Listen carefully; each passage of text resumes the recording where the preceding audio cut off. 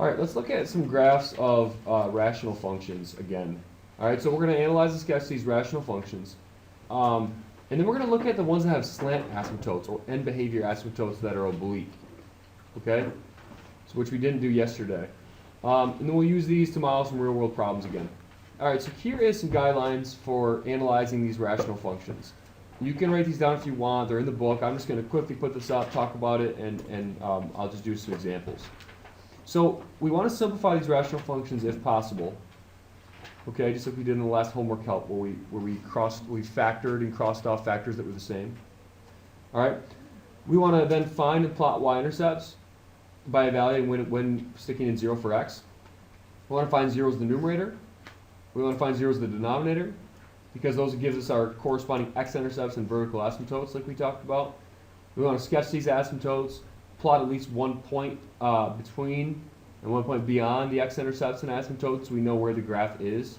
So basically this is how you sketch a graph and understand everything about it. So we just connect the dots basically from there. So let's look at an example then. Let's sketch a graph of this function without our calculator. All right. Let's do the y-intercept, we'll do the x-intercept, and the vertical asymptotes to start. Okay, so to find the y-intercept, we know that's where x equals 0. If you look at a graph, when x is 0, all right, when x is 0, that's the y-intercept. So whenever you plug in x equals 0, we know that's on the y-axis, right? So all we need to do to find that y-intercept is plug in x equals 0. When you plug in x equals 0, you get -3/2. So what that tells us is -1.5, which is right here, the graph crosses that spot. Okay? All right, the x-intercepts then occur when y is 0. If you think about it, whenever y is 0, the graph is going to cross the x-axis. So plug in 0 for y and solve that. I'll do that down here. 0 equals 3 over x minus 2. All right. Let me solve this. So let's see. I'm going to have to multiply both sides by x minus 2, in which case I get 0 equals 3, which is a contradiction. So it doesn't have any x-intercepts. So this would be none. Right? 0 never equals 3. It doesn't make any sense. So no, when we plug in 0 for y, we don't get any x-intercepts. So none. Okay. The vertical asymptotes then, those occur at zeros in the denominator. So that would be x equals 2. Because if you stick in x equals 2, that gives you undefined. And according to our formula sheet, vertical asymptotes occur at zeros in the denominator. X equals 2. All right, so horizontal asymptotes then, if we follow this, when the exponent is higher in the bottom, then the asymptote is line y equals 0. So that's what we have, y equals 0, because the exponent is higher in the bottom than the top. So now we can look at the graph of this and we can sketch a graph. Okay. Let me do x equals 2. So at 1, 2, there's an asymptote here, vertical asymptote. Okay. There's a horizontal asymptote at y equals 0, which is just the x-axis. So there's our asymptotes. Okay, now what we can do is just start plugging some points in. We know here's a point, so you know the graph crosses there. You can plug in one point back, like -1, for example, and find out what that would give you. Plug in -1, you get -1, which is right here. You can plug in 1.4, which would be +1, and find out what that gives you. Plug in +1, and you get 3 over -1, which is -3. So that point's right here. So then you can connect just a smooth curve through that. It's obviously going to look something like this. Okay? And you probably understand then that it's a hyperbola and the other branch is up here. But if you're not sure, now plug in, like, for example, this point here, which would be 3. Plug in 3 up here, and you get 3. I'm sorry. 3, yeah, you get 3. 1, 2, 3 right here. All right, plug in 4, and you get 3/2, which is 1.5. Right here. Plug in 5, and you get 1. So you could just connect a curve through this. So there's your function right there. By finding the x and y intercepts, the vertical and horizontal asymptotes, we can sketch these functions without a calculator. So we don't necessarily need our calculator to do this. All right, so we did the x, y intercept and vertical asymptotes, and we were able to graph this one. Let's now look at slant asymptotes. So if you look at a rational function, when the denominator has a degree of 1 or greater, then the degree of the numerator, if it's exactly 1 more than the degree of the denominator, then we can actually do the division. So basically, when the exponent is higher in the top than it is the bottom, there's going to be a slant asymptote or an oblique asymptote. Some books use the word oblique. So let's look at an example of that. Here's a rational function where the degree is higher in the top than it is the bottom.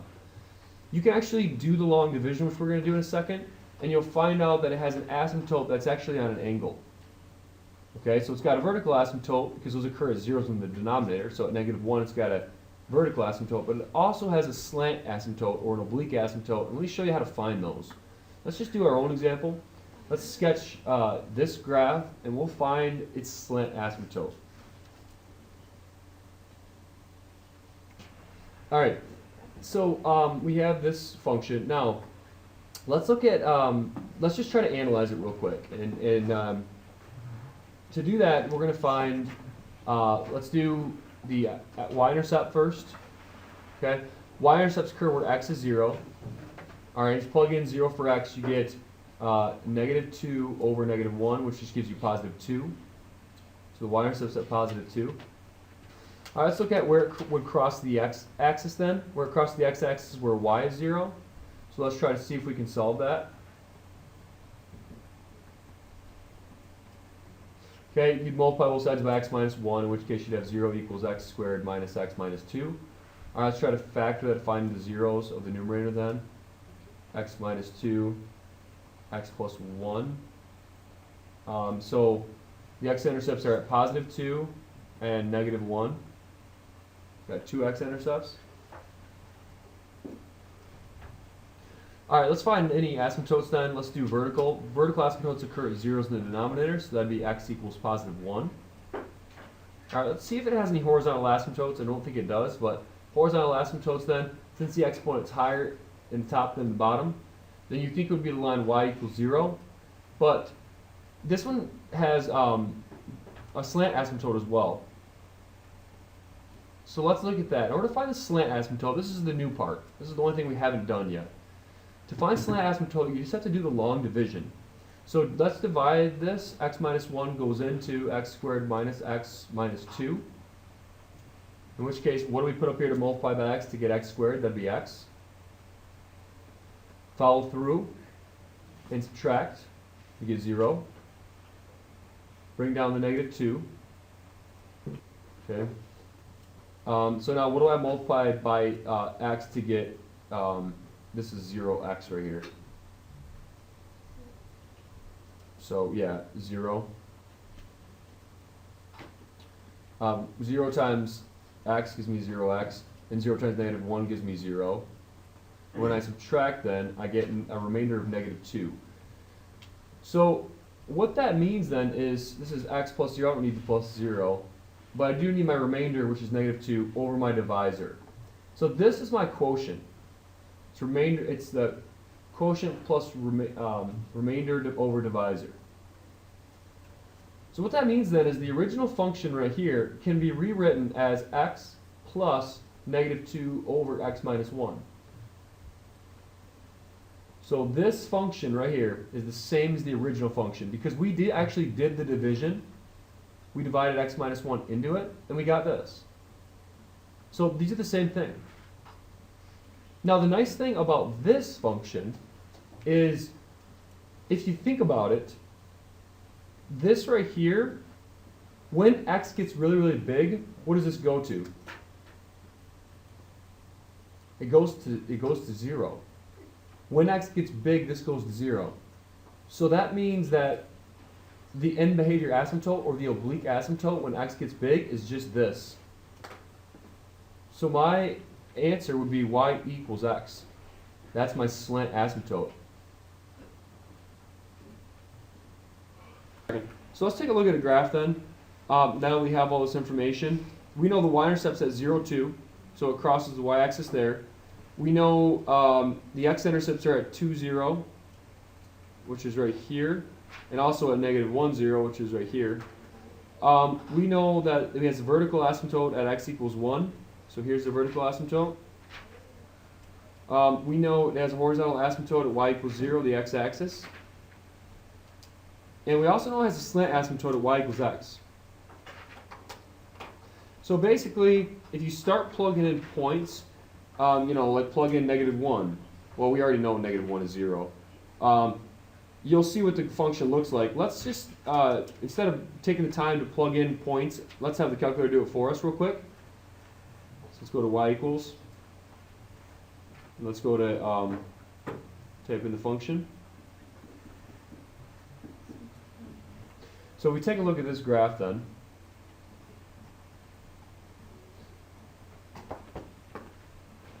All right, this is what it looks like.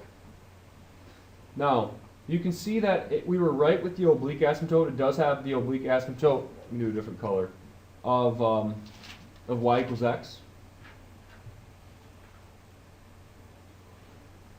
Okay, it's supposed to be y equals x. And it does have the vertical asymptote of x equals 1 as well. But it does not have the horizontal asymptote of y equals 0.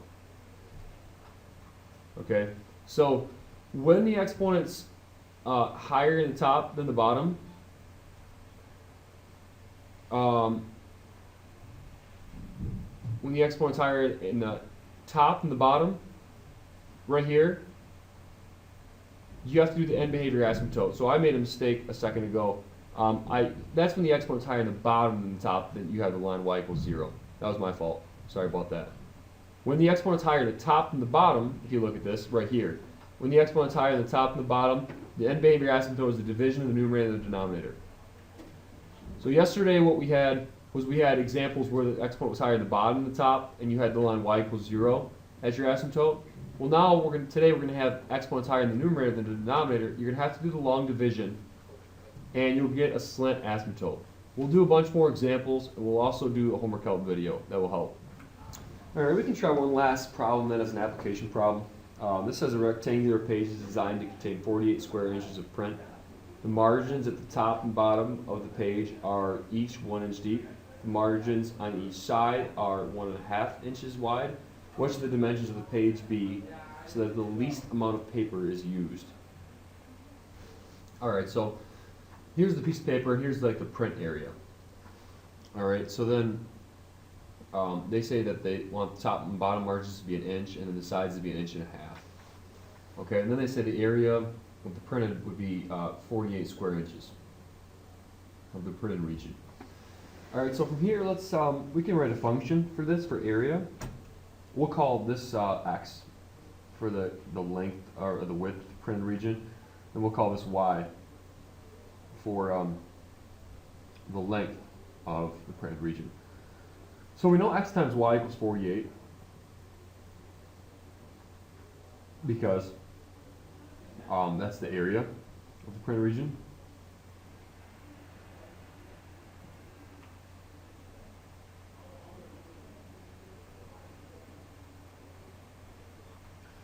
And since we're talking about area of the paper, the area of the large paper then would be x plus 1.5 inches on each side would be x plus 3.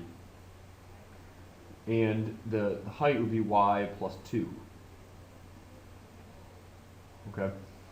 So here's our area formula that we're going to try to minimize. The problem is we got two variables. We need to get rid of one. Let's get rid of the y one because what we can do is say y equals 48 divided by x here and just plug that in right here for y. In which case we get this function here. The area in terms of x equals this. Alright, if you graph this in your calculator, you can find the minimum then for area. So the minimum is at 8.48, which would give an area of 88 about. So we'll say 8.5. Then when you plug that x in to find the corresponding y, you find the dimensions are 8 by 5 by 5.6. So x and y dimensions. If you then add the 1.5 inches on each side of the x, you get 11.5. Add the inch on each side of the y, and you get 7.6, which is about 11.5 by 8.